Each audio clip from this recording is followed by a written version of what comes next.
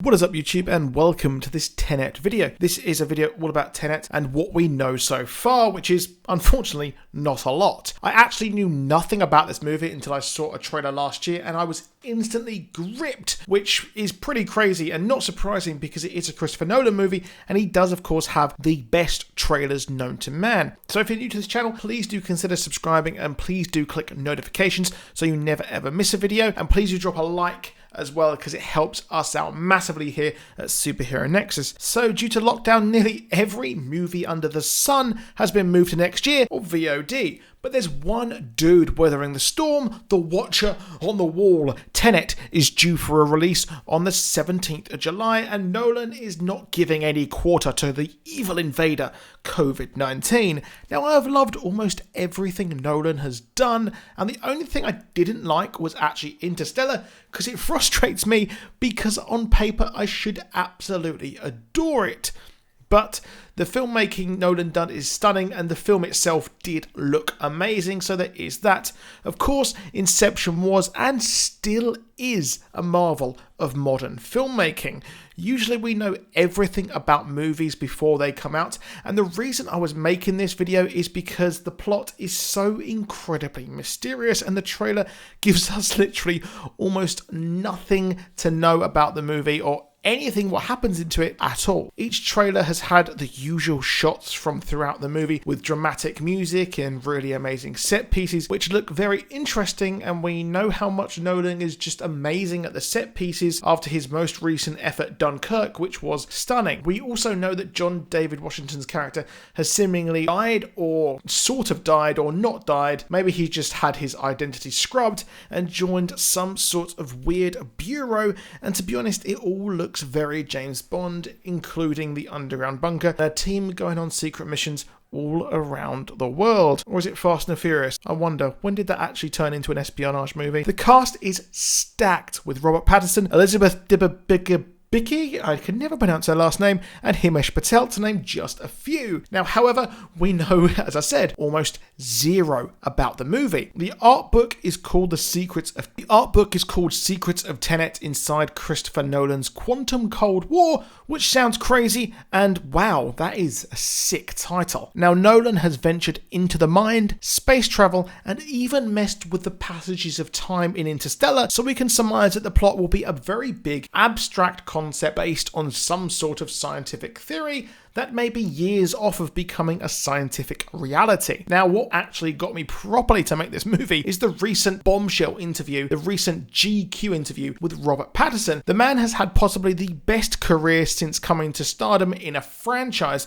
Good Times, The Lighthouse, and High Life, these are some of the greatest movies I think I've ever seen. Good Times is just stunning. Now, the interview with GQ blew the hell up. He made microwave pasta, which he is convinced that's a thing, and I want that to be a thing. But the man has actually said that even in lockdown, well, he isn't working out despite being the Batman next year, and while being a lockdown recluse who doesn't see anyone, that sounds a bit like Batman to me, doesn't it?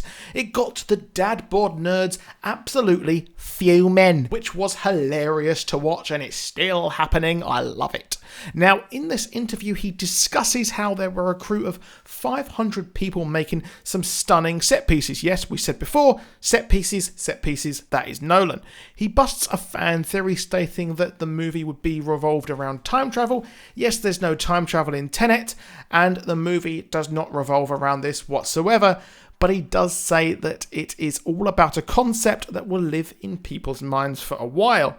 Yes, they are trying to stop a Cold War, World War III sort of situation, but what would a modern war look like? No, it won't be nukes, but other technology. Who wants to rule a world that is irradiated? He mentions Christopher Hitchens, and this is an interesting one because his character, he said, is influenced by the famous atheist and libertarian. Hitchens is, of course, an icon to a few and is an incredibly astute person and fantastic speaker and talks about these crazy abstract concepts that Nolan is used to. So I expect that this movie will change and challenge everything we know about religion and morality. I'm not saying it's going to be, absolutely mind-melting and people are going to run around in the streets saying there's no God, but these are concepts that I think that our Pat is actually likely talking about. Okay, so you're now thinking, how the hell will these be challenged? Well, remember when I said about quantum Cold War? Yes, quantum is the clue to the future of all life on this earth. Shows like Devs have shown how quantum computing can change how life is perceived. If you haven't seen Devs, what the hell are you doing? Go out and watch it now. It's on iPlayer. Go, go, go. Now, this inclusion of the word quantum and Cold War with the backdrop of detective work reminds me of the greatest game no one ever played. That is Quantum Break. It's on Game Pass. Go and get it. What are you doing?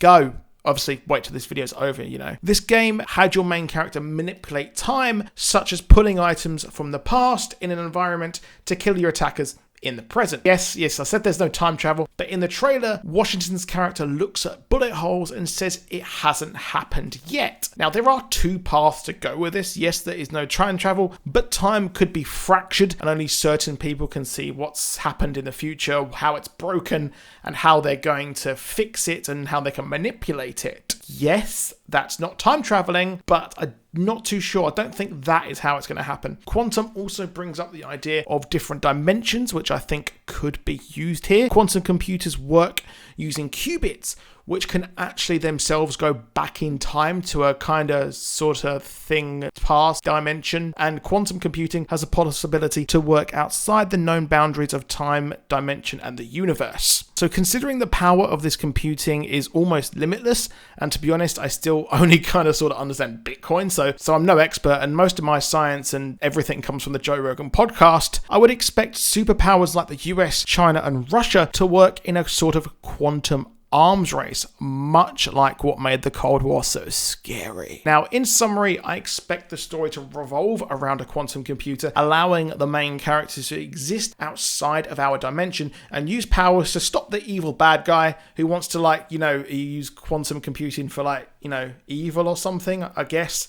Yeah, I don't know everything. Nolan himself has said that this is an espionage movie, so expect lots of old school spy movie tropes twinned with awesome new style theories on science and stuff. What will the twist be? Well, I expect it will all be based around a computer after possibly presenting this movie as something that is not based on mythology and theology and things like that. And it all comes down to computers. Probably. The movie will be the only movie releasing this summer except from New Mutants, which is also out in August, if it does actually stick to that date. Sounds like most of my Tinder dates back in the day when they said they were there. But let's move on from that.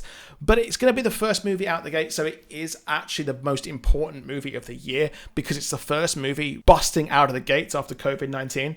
So that's that. But that's it for the video. Please do drop a like, please do subscribe, and I'll see you soon, and goodbye.